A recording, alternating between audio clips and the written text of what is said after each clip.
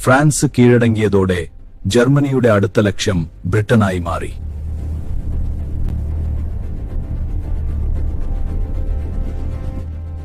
യൂറോപ്പിൽ ഇനി ശക്തമായി നിലകൊണ്ട ഏക രാജ്യം ബ്രിട്ടൻ മാത്രമായിരുന്നു.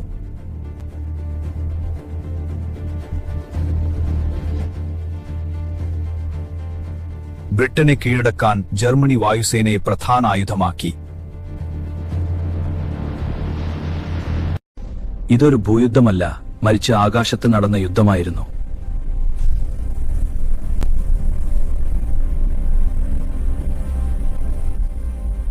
ഇതായിരുന്നു ബാറ്റിൽ ഓഫ് ബ്രിട്ടൻ എന്നറിയപ്പെട്ട യുദ്ധത്തിന്റെ തുടക്കം.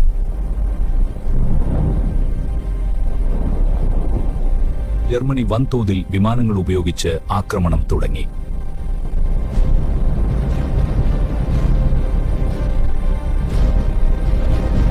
വേഗത്തിലുള്ള ആക്രമണങ്ങളിലൂടെ ബ്രിട്ടനെ തളർത്തുകയായിരുന്നു ലക്ഷ്യം.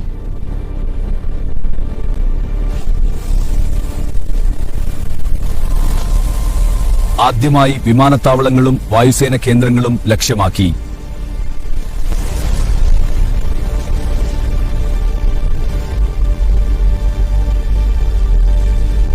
ശേഷം നഗരങ്ങളിലേക്കും ആക്രമണം വ്യാപിച്ചു. രാത്രിയിലും ബ്രിട്ടൻ വലിയ വെല്ലുവിളികൾ നേരിട്ടു. ആകാശത്തെ തുടർന്ന സമ്മർദ്ദം രാജ്യത്തെ ജാഗ്രതയിൽ നിർത്തി. വായു നിയന്ത്രണം നേടുക ജർമ്മനിയുടെ പ്രധാന ലക്ഷ്യമായിരുന്നു.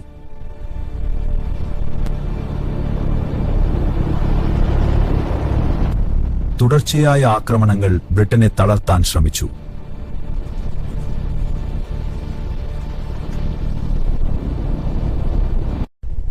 ആദ്യഘട്ടത്തിൽ തന്നെ ബ്രിട്ടൻ വലിയ സമ്മർദ്ദത്തിനടിയിലായി. എന്നാൽ അവർ ശക്തമായി പ്രതിരോധിക്കാൻ തയ്യാറായി നിന്നു.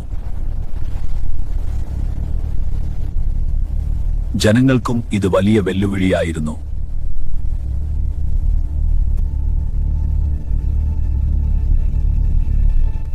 എന്നാൽ ബ്രിട്ടൻ പിന്മാറാൻ തയ്യാറായിരുന്നില്ല.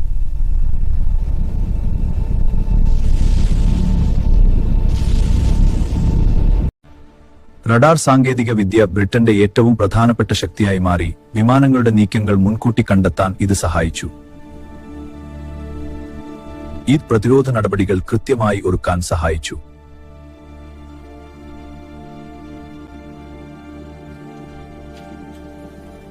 അനുയോജ്യമായ സമയത്ത് ബ്രിട്ടൻ പ്രതിരോധം സംഘടിപ്പിച്ചു.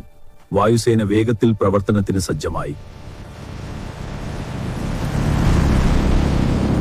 ആകാശത്ത് കടുത്ത പോരാട്ടം പൊട്ടിപ്പുറപ്പെട്ടു. ബ്രിട്ടീഷ് വായുസേന ശക്തമായി തിരിച്ചടിച്ചു. വായുവിൽ കടുത്ത പോരാട്ടങ്ങൾ നടന്നു.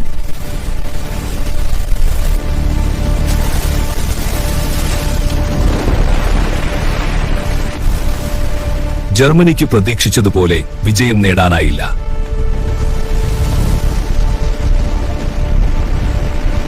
ബ്രിട്ടൻ തന്റെ നിലപാട് ഉറപ്പിച്ചു. എതിരാളികളുടെ മുന്നേറ്റത്തെ വിജയകരമായി തടഞ്ഞു.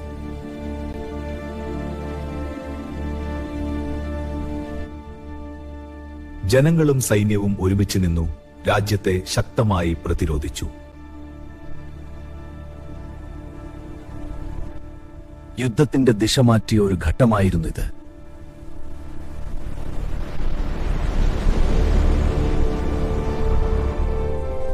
എല്ലാ വെല്ലുവിളികളെയും അതിജീവിച്ച് ബ്രിട്ടൻ തന്റെ സ്വാതന്ത്ര്യം നിലനിർത്തി.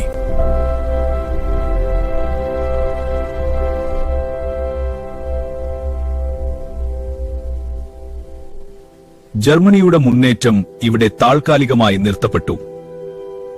ഈ ഘട്ടത്തോടെ യുദ്ധത്തിന്റെ ദിശ പതുക്കെ മാറിത്തുടങ്ങി. യൂറോപ്പ് മുഴുവനും ഒരു പുതിയ വഴിയിലേക്ക് നീങ്ങുകയായിരുന്നു. ഇത് രണ്ടാം ലോകമഹായുദ്ധത്തിലെ ഒരു നിർണായക വഴിത്തിരിവായി മാറി.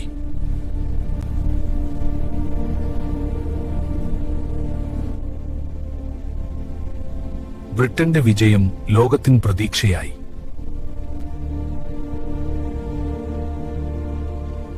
ബാറ്റിൽ ഓഫ് ബ്രിട്ടൻ യുദ്ധത്തിന്റെ ദിശ മാറ്റിയ ഒരു നിർണായക കഥയായി മാറി.